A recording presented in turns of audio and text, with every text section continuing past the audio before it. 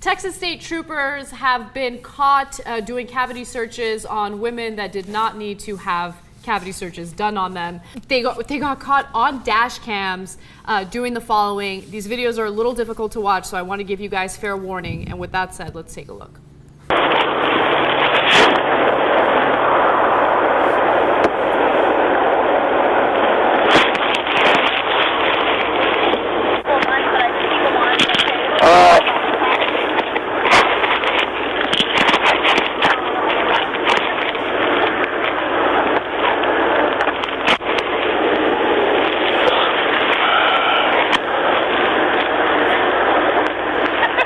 God, it's crazy. Now, that video was released in December of 2012, and the update to that story is that the trooper in that video, Kelly Hellenson, has been fired and has been charged with 2 counts of sexual assault. She had no probable cause. In both cases, we're about to show you the second case, the women got stopped for routine traffic violations. In one case, someone was speeding. In the other case, someone had thrown a cigarette outside of her window. So they were searching for marijuana. They asked, hey, is there marijuana on you? And the women are like, no, there's no marijuana on us. And they're like, we don't believe you. They put their gloves on and proceeded to search them. Now, I have a theory on this, which I'll get to after the second video, and I'm curious to see if my theory is warranted in the second video. But one quick note here. I'm so glad that not only was she fired, but that she was charged with sexual assault. Yeah, because that's all out in the open. First of all, you have no probable cause to search her like that, and you're doing it out in the open in front of everyone.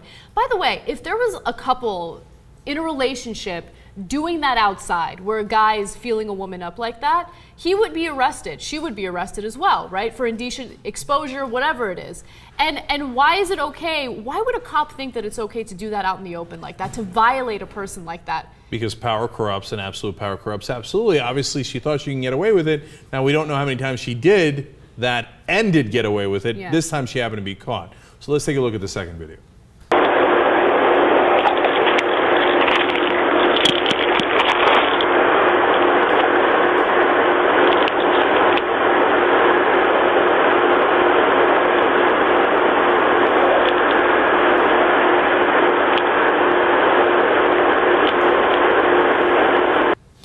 So I don't know if what I'm about to say is wrong, but I always wonder if the women that they're doing this to are attractive.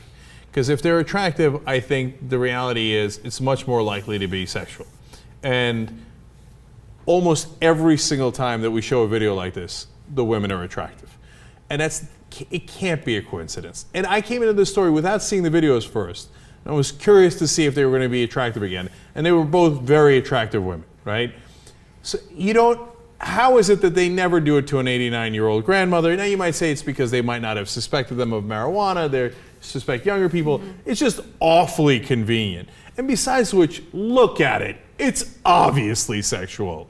And there's no manual when you sign up for the police that says, oh, yeah. If you pull a woman over, attractive or not, go ahead and do a cavity search and spend all that time down there playing around with her body parts. In one of the cases, there was a male officer involved, and of course he can't do the cavity search. So as I watch the video, I think of him in the background watching a female officer, do the cavity search.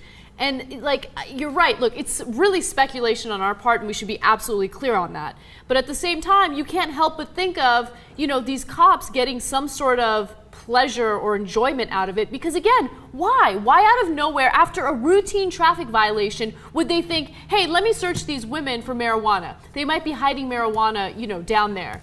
No, look, she got charged with sexual assault because it was sexual. Absolutely. Okay, and just because she's a woman, I remember we did a very similar story, and people are like, but she was a woman, so what? There aren't lesbians in the world?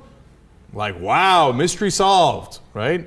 It's not to blame all cops, it's not to blame all lesbians, it's to blame this particular one who clearly, you have the video in front of you, committed sexual assault.